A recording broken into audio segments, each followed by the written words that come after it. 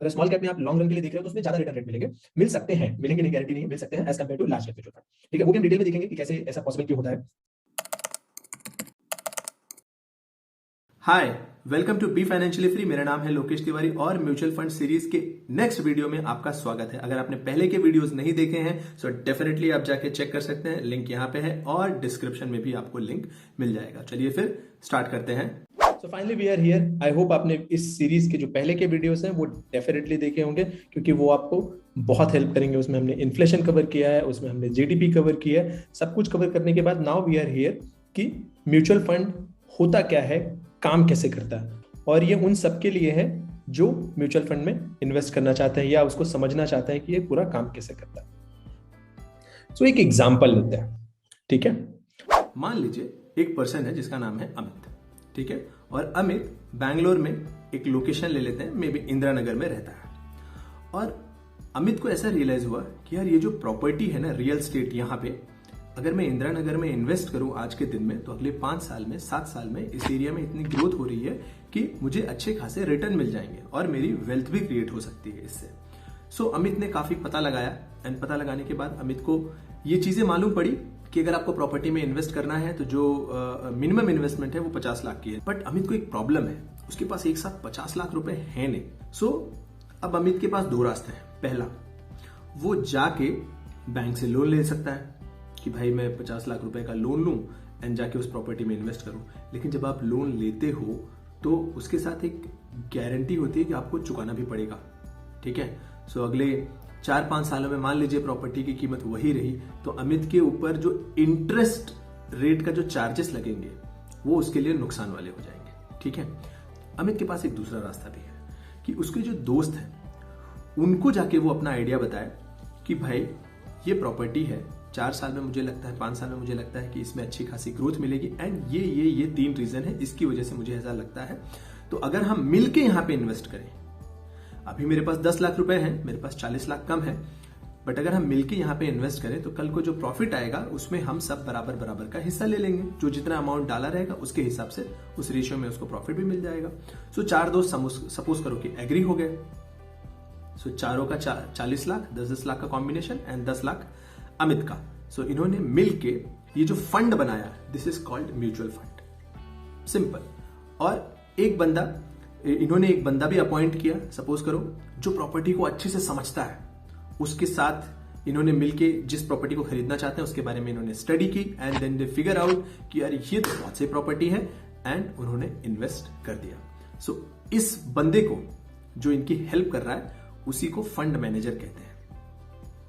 आप यहां पे समझ लीजिए कि जो मैनेज कर रहा है, जिसने इनको पूरा हेल्प किया। वैसे म्यूचुअल फंड के केस में जब भी चारों तरफ से जो पैसा उनके पास आता है और जो फंड मैनेजर है वो ही डिसाइड करता है कि इस पैसे को कहां पे इन्वेस्ट करना है। सो उसी को हम कहते हैं फंड मैनेजर, ठीक है। आई होप ये आपको बेसिक समझ में आ गया होगा।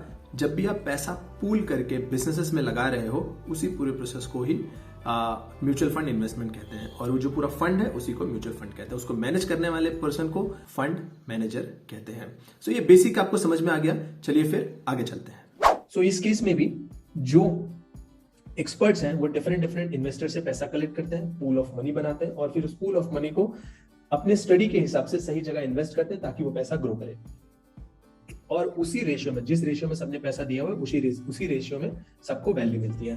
तो आई होप आपको ये बेसिक सा पॉइंट समझ में आया होगा म्यूचुअल फंड का। इसको हम ग्राफिकली भी देखते हैं, विच इज कि ये रहे कुछ इन्वेस्टर, आपको स्क्रीन पे दिख रहा है, ये कुछ इन्वेस्टर है, ये अपनी मनी पूल कर रहे हैं और फंड मैनेजर को दे रहे हैं। मतलब एक एक्सपर्ट है जो ये पूरा सिस्टम समझता है।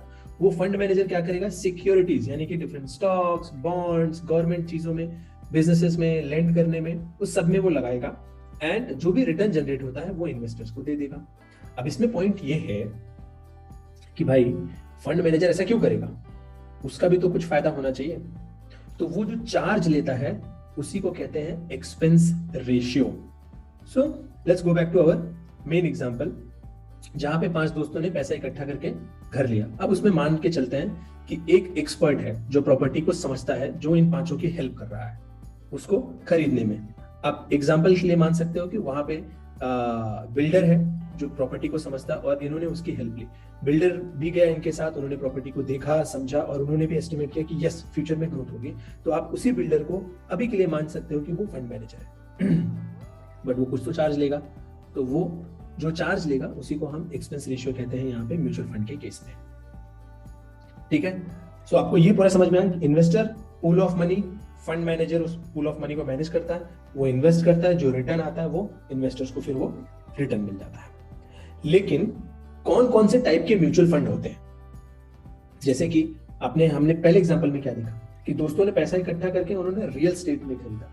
हो सकता है कि ऐसे बहुत सारे दोस्त होंगे या बहुत सारे ग्रुप होंगे जो पैसा इकट्ठा करके वो बिजनेसेस में पैसा डालते होंगे, डायरेक्ट बिजनेसेस ओन करते होंगे। बहुत सारे लोग फ्रेंचाइजी खरीदते हैं मैकडॉनल्ड्स की या अलग अलग चीजों की। तो सबका अलग अलग इन्वेस्टमेंट का टाइप होता है। तो वैसे ही म्यूचुअल फंड में भी अलग अलग फंड का टाइप होता है। यहाँ पे जो टॉप 3 है वो मैंने यहाँ पे लिखे हैं, बहुत फेमस, विच इज सबसे पहला इक्विटी म्यूचुअल फंड। इक्विटी का मतलब हो गया कि आप कंपनी का शेयर खरीदोगे, सिंपल। सो ये हो गया इक्विटी म्यूचुअल फंड, जहां पे आप कंपनी का शेयर खरीदते हो। दूसरा डेट म्यूचुअल फंड, यानी कि आप शेयर नहीं खरीदते हो, आप सीधा उधार देते हो। सो जैसे हमने पहले वाले एग्जांपल में देखा था कि उसमें अमित के पास 2 ऑप्शन थे। एक, वो उधार लेके करता, बैंक से लोन ले लेता। सो वैसे ही म्यूचुअल फंड्स भी कई बार बिजनेसेस को लोन देते हैं, लेंड करते हैं, तो उसको हम कहते हैं डेट म्यूचुअल फंड। सो यही फर्क होता है इक्विटी एंड डेट में। सो इक्विटी मतलब डायरेक्ट कंपनी का शेयर लेना, डेट मतलब बिजनेसेस को लेंड करना। दूसरा है हाइब्रिड म्यूचुअल फंड, जो थोड़ा पैसा इक्विटी में डालते हैं, थोड़ा पैसा लेंड करते हैं। सो इस तरीके से हमने देखे 3 टाइप के mutual fund. Number 1 equity, number 2 debt and number 3 hybrid. अब इसमें इक्विटी में देखते हैं कि क्या क्या है। सो इक्विटी में भी डिफरेंट टाइप्स है, और वो टाइप डिफाइन होते हैं कि आपका जो म्यूचुअल फंड है वो किस तरह के कंपनियों में पैसा लगा रहा है। जैसे कि हमने अमित वाले एग्जांपल में देखा, उसने रियल एस्टेट में पैसा लगाया, विच इज फ्लैट में पैसा लगाया, तो उसका रियल एस्टेट का एग्जांपल मान लेंगे हम अभी के लिए। वैसे ही इक्विटी म्यूचुअल फंड में अगर वो म्यूचुअल फंड हाउस बड़ी कंपनी में पैसा लगाता है तो उसको लार्ज कैप म्यूचुअल फंड कहते हैं। अगर वो म्यूचुअल फंड मिड कैप कंपनियों में पैसा लगाता है, थोड़ी मछली कंपनियों में, तो उसको मिड कैप म्यूचुअल फंड कहते हैं। लेकिन अगर वो mutual fund house small cap में लगाता है, छोटी कंपनियों में, तो उसको स्मॉल कैप म्यूचुअल फंड कहते हैं। और कुछ म्यूचुअल फंड ऐसे भी होते हैं जो मिक्स तरीके से पैसा लगाते हैं। ठीक है, उनका ये नहीं है कि स्पेसिफिकली लार्ज में ही लगाना है, मिड में ही लगाना है, स्मॉल में ही लगाना है। वो तीनों में मिक्स करके एक डिस्ट्रीब्यूशन के हिसाब से लगाते हैं, उसको हम फ्लेक्सी कैप कहते हैं। कुछ एग्जाम्पल भी अभी देख लेते हैं ताकि आपको क्लियर हो जाए। सो मैं मनी कंट्रोल की वेबसाइट पे चलता हूं, ठीक है, और यहां पे हम एक म्यूचुअल फंड देखेंगे। ये दिख रहा है आपको नाम, यहां पे मेरा माउस, मेरे एसेट लार्ज कैप फंड। तो इसके नाम में ही लिखा हुआ है लार्ज कैप, मतलब ये जो जहां पे भी फंड लगा रहा है लार्ज कैप कंपनियों में लगा रहा है। सो इस म्यूचुअल फंड को अगर हम देखें, सो ये रेगुलर म्यूचुअल फंड है। रेगुलर हमेशा अवॉइड करना होता है, मैं इसके बारे में आपको बाद में बताऊंगा। ठीक है, अभी के लिए हम डायरेक्ट वाला देखते हैं। हाँ, लोड हो गया स्क्रीन। सो आप देख पा रहे हो कि ये जो म्यूचुअल फंड है मेरे एसेट लार्ज कैप, इसके नाम में ही है लार्ज कैप। और अगर आप इसकी कंपनियां देखोगे, आप मनी कंट्रोल पे जाके इसको आराम से चेक कर सकते हो। ठीक है, ये देखिए, तो इसने Infosys, HDFC, ICICI bank, Reliance, Axis, State Bank, Tata Consultancy Services, Bharti Airtel, Hindustan Unilever, Larsen and Toubro, सिर्फ ज्यादातर बड़ी कंपनियों में ही, मैक्सिमम बड़ी कंपनियों में ही पैसा लगाया। और यहाँ पे आपका डिस्ट्रीब्यूशन भी है कि लार्ज कैप जो है 70% पैसा इसने लार्ज कैप में लगाया है, 12% पैसा मिड कैप में एंड स्मॉल कैप में बहुत थोड़ा। तो आप देख रहे हो 70% चूंकि लार्ज कैप में लगाया, तो इसलिए इस म्यूचुअल फंड को लार्ज कैप म्यूचुअल फंड कहते हैं, क्योंकि ये इसका जो मैक्सिमम वेटेज है वो लार्ज कैप की तरफ है। अब अगर मुझे एक स्मॉल कैप देखना रहा तो एक देखते हैं कोटक स्मॉल कैप फंड। यहां पे आपको दिख रहा है कोटक स्मॉल कैप फंड, तो इसके नाम में ही स्मॉल कैप है, तो इसको भी हम लोग डायरेक्ट प्लान में जाते हैं यहाँ पे। ठीक है, डायरेक्ट वाला प्लान, इसमें देखते हैं कि इसने कौन सी कंपनियों में पैसा लगाया हुआ है। सो अब आप देख लीजिए यहाँ पे, ये कंपनी है, सेंचुरी प्लाईवुड है, शीला फोम है, गैलेक्सी सर्फिकेंट है, persistent system, Ratnamani, lux industries. सो आप देख पा रहे हो कि लार्ज कैप में इस म्यूचुअल फंड ने हार्डली 1.7% लगाया, मिड कैप में 11, लेकिन 70% स्मॉल कैप में लगाया। स्क्रीन पे देख पा रहे हो। सो मैक्सिमम पैसा इसने स्मॉल, छोटी कंपनियों में लगाया है। सो जो छोटी कंपनियां होती है थोड़ी रिस्की होती है, तो स्मॉल कैप जो म्यूचुअल फंड है वो थोड़े रिस्की होते हैं, मिड कैप म्यूचुअल फंड उससे कम रिस्की, और लार्ज कैप म्यूचुअल फंड एकदम कम रिस्की होते हैं as compare to small and mid. So obviously हम इन्वेस्टिंग कर रहे हैं कंपनी में, बिजनेसेस में, सो वो रिस्की तो ऑलवेज होता ही है।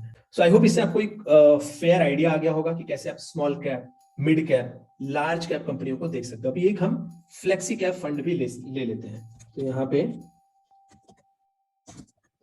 पराग पारिक, ठीक है, फ्लेक्सी कैप। तो यहाँ पे हम लोग पराग पारिक फ्लेक्सी कैप, ये फ्लेक्सी कैप वाला म्यूचुअल फंड है। तो इसमें एक बार देखते हैं कि ये कहाँ पे है। सो आप देख रहे हो लार्ज कैप में 37%, मिड कैप में 10%, स्मॉल कैप में 17%। सो आप देख रहे हो डिस्ट्रीब्यूशन किस तरीके से है, अदर में 31%। सो ये जो म्यूचुअल फंड है ये फॉरेन कंपनियों में भी पैसा लगाता है। यहाँ पे आप देख सकते हो अल्फाबेट, बजाज, अमेजोन, माइक्रोसॉफ्ट।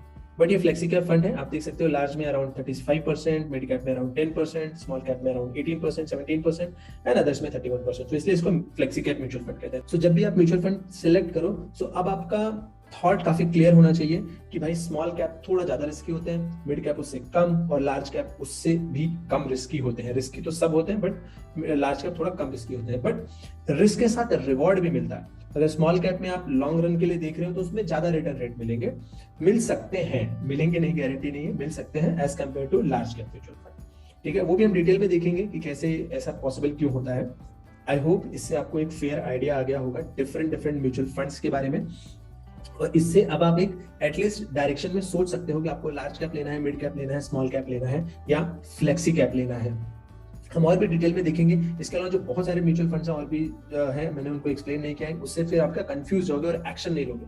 बाकी सारे यूट्यूब वीडियो की तरह ये भी आप देखोगे बट कोई एक्शनेबल आइटम मिलेगा नहीं। सो इतना सारा इंफॉर्मेशन नहीं चाहिए अभी के लिए। आप शुरू करने के लिए इनमें से आप कोई एक स्टडी कर सकते हो और आगे अपना म्यूचुअल फंड शुरू कर सकते हैं। Then second, debt mutual fund. जब आपको बहुत ज्यादा सेफ खेलना हो, इसमें रिटर्न रेट काफी कम मिलते हैं, 8-9%, 10% की रेंज में मिलते हैं।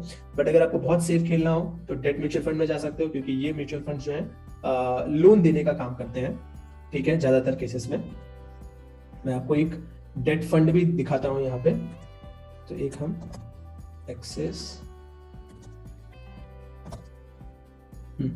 तो यहाँ पे आप देख सकते हो कि Axis banking PSU debt fund, ये एक डेट फंड है। सिंपल मैं ओपन करता हूँ, देखते हैं हम, और आपको समझेगा कि मैं इसको क्यों सिक्योर बोल रहा हूँ। और आप ये खुद भी जाके मनी कंट्रोल की वेबसाइट पर चेक कर सकते हो।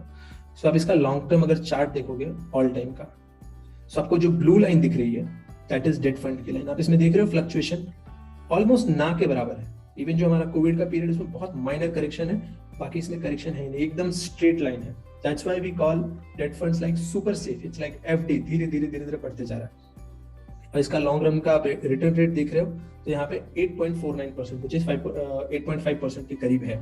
सो FD से बेटर रिटर्न रेट मिल रहा है एंड ये काफी सेफ होते हैं, बहुत ज्यादा सेफ होते हैं। अभी यही अगर मैं इक्विटी वाले म्यूचुअल फंड देखूं तो उसमें बहुत सारे फ्लक्चुएशंस होंगे। मैं अभी के लिए दिखा देता हूँ, बट उसके पहले एक बार ये देख लेते हैं कि कहाँ पे ये फंड डिप्लॉय करते हैं। सो आप देखोगे, सो इनका जो फंड डिप्लॉयमेंट है डेट में ही 92% है। गवर्नमेंट ऑफ इंडिया को दिया है इन्होंने, ठीक है। CD, T-बिल, NCD, CP, PTC, ये सब आप अगर ओपन करके देखोगे तो आपको समझ में आएगा। जैसे यहाँ पे सबसे ज्यादा डिप्लॉयड है विच इज NCD बॉन्ड्स में। अगर इसको हम ओपन करके देखते हैं तो हमें क्या मिलेगा, देखो क्लिक में कुछ इशू आ रहा है, यहाँ पे क्लिक नहीं हो रहा है। तो यहाँ पे भी आप देख सकते हो low risk is like 82.5%, government back 10%। सो इस तरीके से आप विजुअलाइज कर सकते हो कि ये फंड काफी स्टेबल, काफी सेफ है। तो अगर आपको आपका पैसा एकदम सेफ और स्टेबल और अच्छी खासी एक अच्छी ग्रोथ चाहिए, FD से अच्छी ग्रोथ, तो भी आप डेट फंड में जा सकते हो। लेकिन लेकिन लेकिन लेकिन पॉइंट ये है कि आप इसको भी एटलीस्ट 1-2 साल तक तो रखो, क्योंकि अगर आप 1 ईयर का ग्रोथ देखोगे तो इसमें हार्डली 5% का ग्रोथ दिख रहा है यहाँ पे। 2 ईयर्स में 7.56, 5 ईयर्स में 8.16। सो इस तरीके से अगर आप थोड़ा लॉन्ग टर्म होल्ड करते हो तो इसमें भी आपको अच्छा खासा रिटर्न रेट मिलेगा। ठीक है, सो अब आपको डेट फंड भी समझ में आ गया। हाँ, एक चीज मुझे ये भी दिखाना था कि इक्विटी वाले म्यूचुअल फंड में कितना फ्लक्चुएशन है। आप ये ब्लू लाइन याद रखो यहाँ पे, कैसी स्ट्रेट ब्लू लाइन है, ठीक है, एकदम स्ट्रेट ब्लू लाइन है। अभी हम हमारा फेवरेट म्यूचुअल फंड देखेंगे, मेरे एसेट लार्ज कैप फंड, ठीक है।